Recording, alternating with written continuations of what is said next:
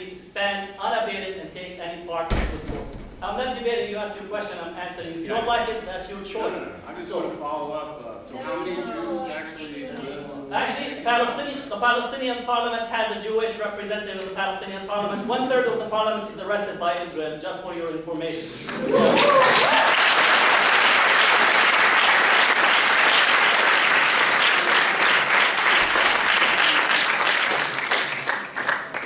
Once again, the argument that is being put in here that somehow the Arabs, Palestinians, Muslims are anti-Semitic, they're not. Palestinians, Arabs, or Muslims have a very profound opposition to occupation, to dispossession, to throwing people out, to destructions of their homes. Just last week, 140,000 Palestinians were documented that their residency has been taken from them. If you don't know about apartheid, if a Palestinian leaves the West Bank to go and study, and they are absent from the West Bank for 3.5 years, the Israelis withdraw their permit, meaning their ID card. The same is not applicable to a Jewish person who lives in the West Bank, in a settler, can go and come back 3 years, 5 years without any interruption. If that's not apartheid, two people living in the same territory, subject to two different sets of law, then we need to go to another place where we can define apartheid in a different way.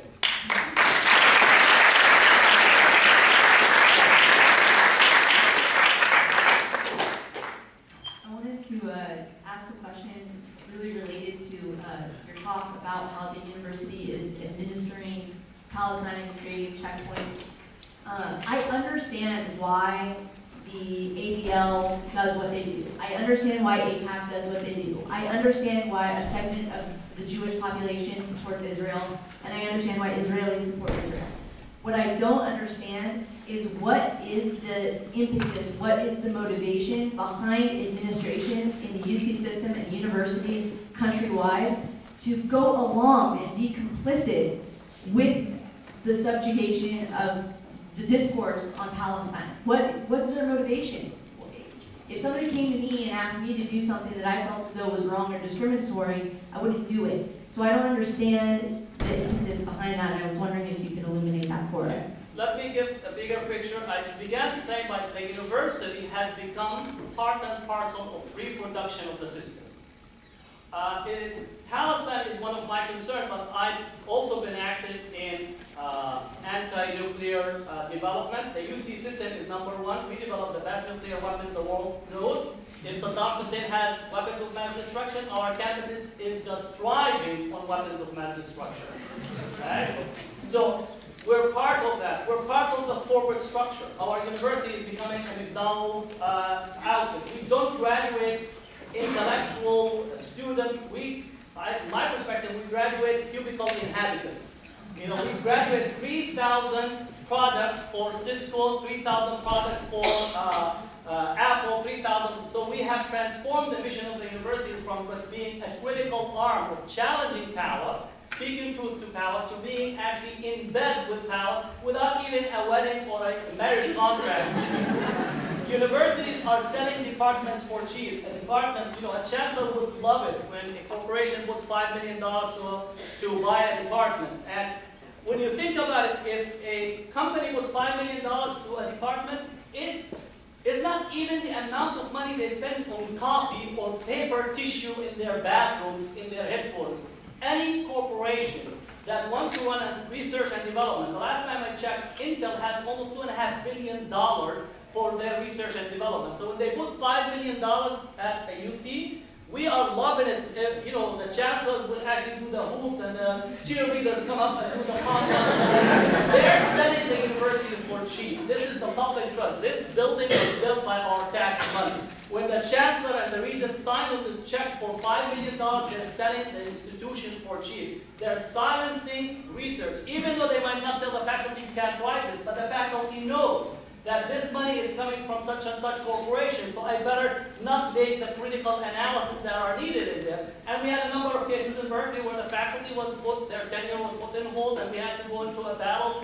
He went to court and so on. After 6 years of a battle, the faculty got their tenure. But what the lesson is that if you wanted to get along, then just Join the party, enjoy what is taking place, take the money, and don't be critical. If you're critical, then just go in the humanities on the 7th floor where nobody sees you.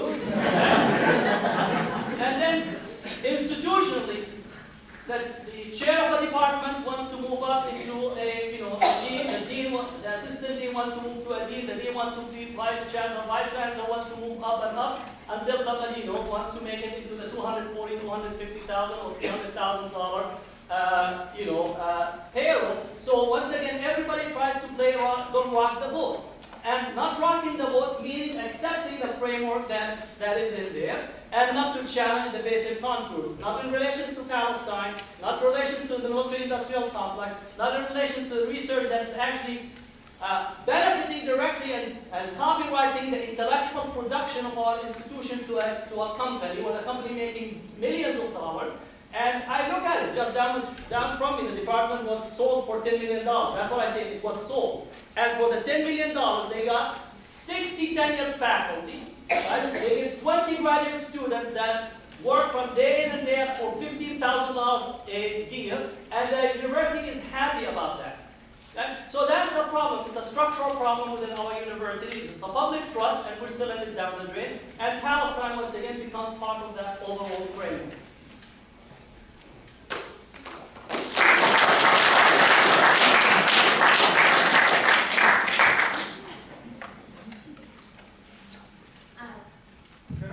Okay. Assalamualaikum. Thank you so much for being here. There's somebody that's going around with the mic.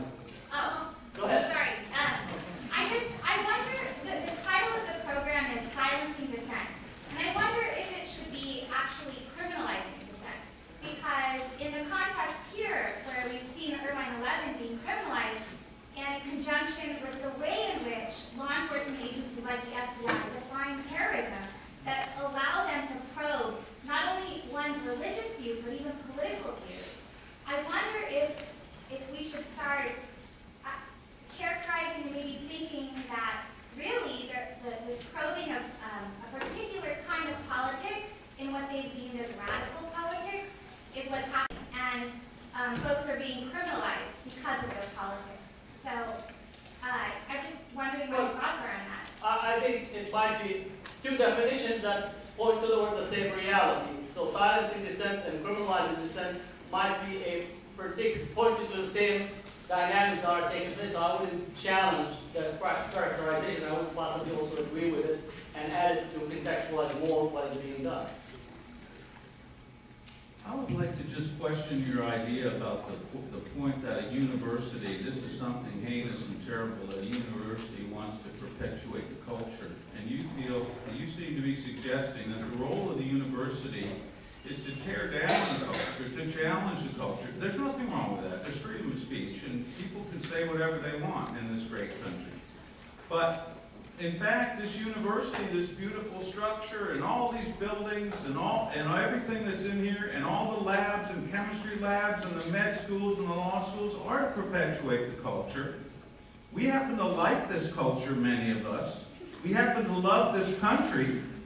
We happen to feel that we would like to produce people who will get a job at Cisco and Google and make $80, $120, $130, or $400,000 a year and bring the economy of America back up where it belongs, contributing culturally, contributing artistically, contributing with manufacturing, contributing with order, and wanting to keep this culture stable. And just because you happen to have a philosophy that you feel that some of the Palestinians have been treated unjustly, you feel that you should use the university as a springboard to challenge everything that's going on here. And by the way, the final point, and you have every right to do it, and you were eloquent tonight, and you did a good job. I just don't agree with you, and that's my right also. But I might add, the reason that probably the universities like Berkeley and MIT and the University of Texas, the reason all of them have joint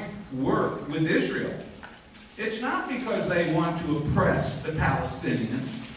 And the reason that Intel has built a $2.4 billion plant in Israel to manufacture the latest new chip that they're putting into all their computers is not because they're love Zionists, but not because they necessarily are pro-Jewish and anti-Muslim. It may well be that Israel has the most dynamic, scientific, cultural environment in the world. Is making more startup companies than any country in the world other than America, with only 6 million Jewish people.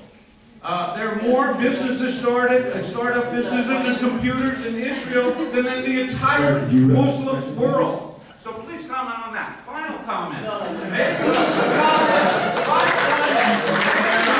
Comment on why Assad is oppressing and using tanks to bombard his people right now. Why Gaddafi is bombarding the part of Misrata. Why there is revolution in the entire Arab world. And this may be not Israel's fault. That may come as a surprise to you, but I guarantee you it's not. Thank you for listening.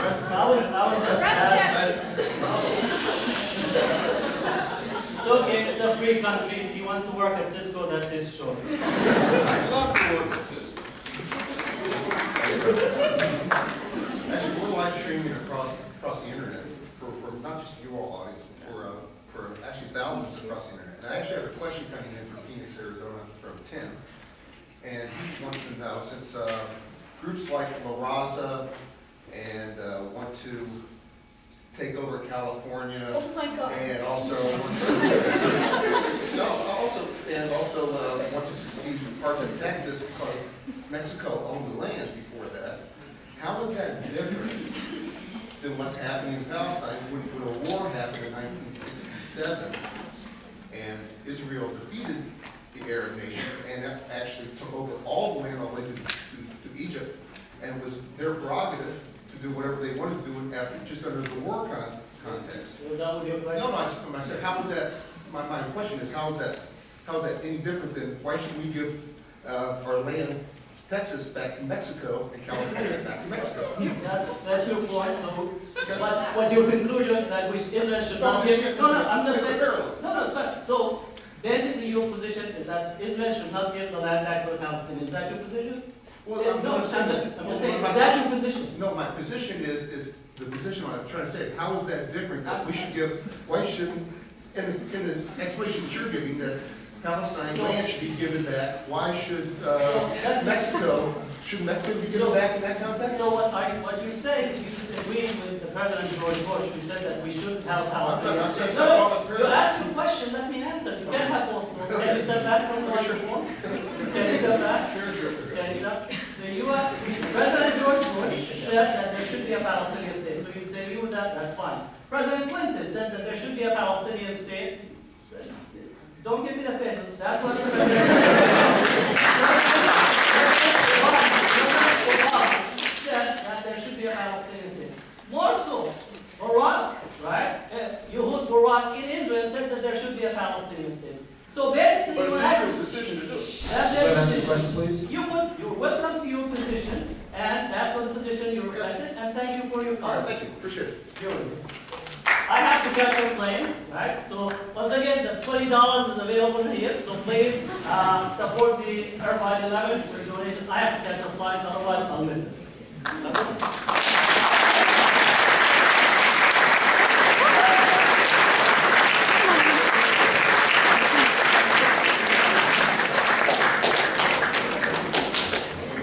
Thank you all for coming out. This concludes our week. Thank you for coming out. This concludes our week titled Palestine and Individual Nation. Just a couple of announcements. First of all, the Students for Justice in Palestine will be having an event next week on Wednesday. I believe it starts at 6:30, and they will be screening a documentary. And so please come out to that if you can. Also, as the sister said earlier, the Irvine 11's trial will begin tomorrow, and it'll be at 11 a.m. at the Senate and the courthouse. So please come out and support your fellow students. Thank you all for coming out, and hopefully we all benefit from the talk. So thank you.